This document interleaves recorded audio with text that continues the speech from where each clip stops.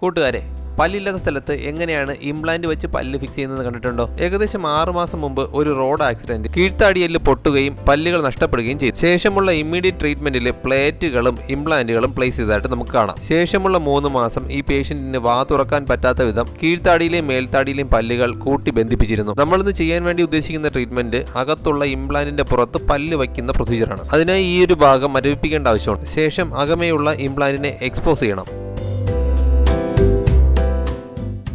ശേഷം ഇംപ്ലാന്റിന് മുകളിലുള്ള cover screw remove ചെയ്യണം. കവർ സ്ക്രൂ ഇംപ്ലാന്റിന്റെ അകത്തോട്ട് എല്ലിന്റെ വളർച്ച തടയാനും ഇംപ്ലാന്റിന്റെ ത്രെഡ് പ്രിസർവ് ചെയ്യാനും വേണ്ടിയിട്ടുള്ള ഒരു ഉപാധിയാണ്. ഇപ്പോൾ കയ്യിലിരിക്കുന്ന ഈ സ്ക്രൂ ഡ്രൈവർ പോലുള്ള കുഞ്ഞു ഉപകരണം ഹെക്സ് ഡ്രൈവ് എന്നാണ് അറിയപ്പെടുന്നത്. ഇതാണ് കേട്ടോ കവർ സ്ക്രൂ. ഈ കവർ സ്ക്രൂ റിമൂവ് ചെയ്ത ഈ ഒരു ഭാഗത്താണ് ഇംപ്ലാന്റിന്റെ അബട്ട്മെന്റ് അഥവാ വായ്ക്ക് ഉള്ളിൽ ഉയർന്നു നിൽക്കുന്ന ഇംപ്ലാന്റിന്റെ ഭാഗം ഉറപ്പിക്കേണ്ടത്. ഈ ഒരു ഭാഗമാണ് അബട്ട്മെന്റ്. ഈ ഒരു ഭാഗത്തിലാണ് ആർട്ടിഫിഷ്യലി വയ്ക്കുന്ന പല്ലുകളെ ഒട്ടിക്കുന്നത്. പല്ലുകളുടെ ആവശ്യാനുസരണമുള്ള ചരിവിനനുസരിച്ച് നമുക്ക് അബട്ട്മെന്റുകളെ ചൂസ് ചെയ്യാം. ആംഗുലേറ്റഡ് അബട്ട്മെന്റ്സും അവൈലബിൾ ആണ്. ശേഷം ഇംപ്ലാന്റുമായി ചേർത്ത് വെച്ച് അബട്ട്മെന്റിന് അകത്തുള്ള സ്ക്രൂവിനെ ടൈറ്റ് ചെയ്ത് കൊടുക്കുന്നു. കൂടുതൽ നീളമുള്ള അബട്ട്മെന്റ് ആണെങ്കിൽ അതിനെ കട്ട് ചെയ്ത് കളയേണ്ട ആവശ്യമുണ്ട്.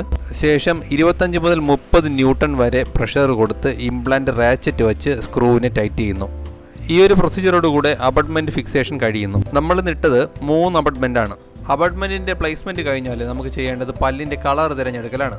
അനുയോജ്യമായ കളർ തിരഞ്ഞെടുക്കുന്നത് വളരെ ഇമ്പോർട്ടൻ്റ് ആയിട്ടുള്ള കാര്യമാണ്. അല്ലാത്ത പക്ഷം വയ്ക്കുന്ന പല്ലുകൾ വ്യത്യാസമായിരിക്കും. സാധാരണ രീതിയിലുള്ള അളവെടുപ്പല്ല വേണ്ടത്. പട്ടി മെറ്റീരിയൽ ഇംപ്രഷൻ എന്നാണ് ഇതിനെ പറയുക. അതായത് പല്ലിലുള്ള മൈന്യൂട്ട് ആയിട്ടുള്ള കാര്യങ്ങൾ വരെ ഇതിനകത്ത് റെക്കോർഡ് ചെയ്യപ്പെടും. ഈ കിട്ടിയ ഇംപ്രഷൻ നമ്മൾ ലാബിലേക്ക് അയക്കുമ്പോൾ നമ്മളുടെ നിർദ്ദേശപ്രകാരം ഏത് പല്ലാണോ ചെയ്യേണ്ടതെന്ന് വെച്ചാൽ അവർ ചെയ്ത് നമുക്ക് തരും. ഇപ്പം നമ്മൾ ചെയ്തിരിക്കുന്നത് PFM എന്ന് പറഞ്ഞൊരു മെറ്റീരിയലാണ്. അതായത് പോർസലിൻ ഫ്യൂസ്ഡ് മെറ്റൽ. അത്യാവശ്യം ക്വാളിറ്റിയുള്ള മെറ്റീരിയൽ തന്നെ ക്യാപ്പായിട്ട് വയ്ക്കാനായിട്ട് നിർദ്ദേശിക്കുകയാണ്. കാരണം നമുക്കിത് എപ്പോഴും ഇളക്കി ക്ലീൻ ചെയ്യാനായിട്ട് സാധിക്കത്തില്ല.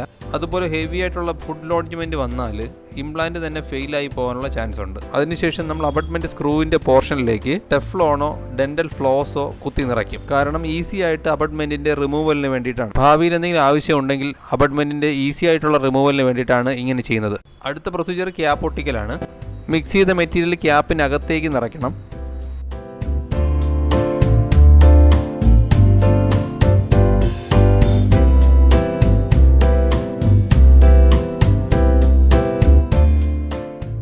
ശേഷം കെയർഫുള്ളായിട്ട് അബട്ട്മെന്റ് ആംഗുലേഷൻ നോക്കി പ്ലേസ് ചെയ്യുന്നു.